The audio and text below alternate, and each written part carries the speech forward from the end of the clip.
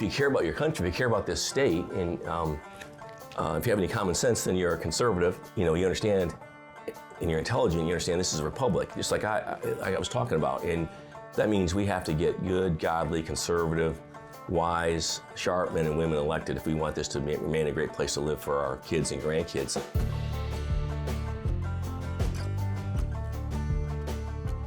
I'm Brent Hagenbuch. I'm from Denton, Texas, and I got involved in politics about 10 years ago during the Obama administration, and I had always voted Republican. When I was at the Naval Academy, Reagan was the president, and I saw what great things he'd done for the country and the military. So I was always a Republican voter, loyal Republican, but about 10 years ago in the Obama administration, I just felt like that they were intentionally trying to tear down the Christian underpinning of our country, really intentionally, in those kind of conservative values. And so I thought I had to do something more. So I just became a precinct chair in my little neighborhood. I was just going to work to get people elected. I mean, I was really concerned about the country in Texas, and particularly North Texas, for my grandkids.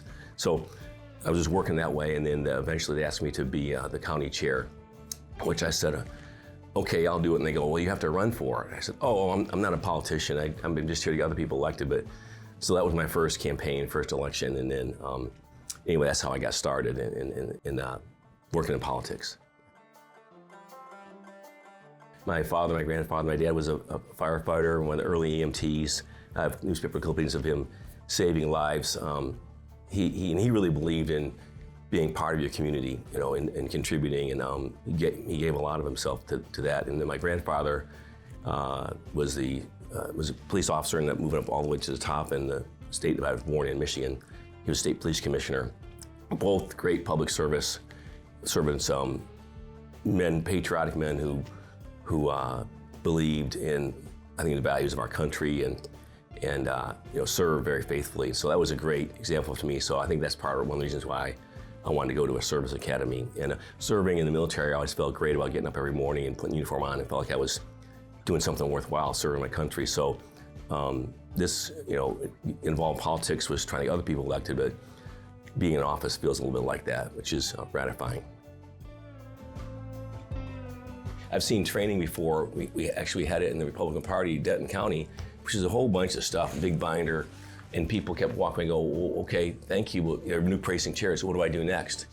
I didn't hear that from the Leadership Institute. I heard people knowing what the next step was when they walked away, and that's what we need. Several times, Leadership Institute came and trained our people early on. I think midway through, so it was critical. And Denton County, I think, could have been headed towards being a blue county, and we turned that trend around.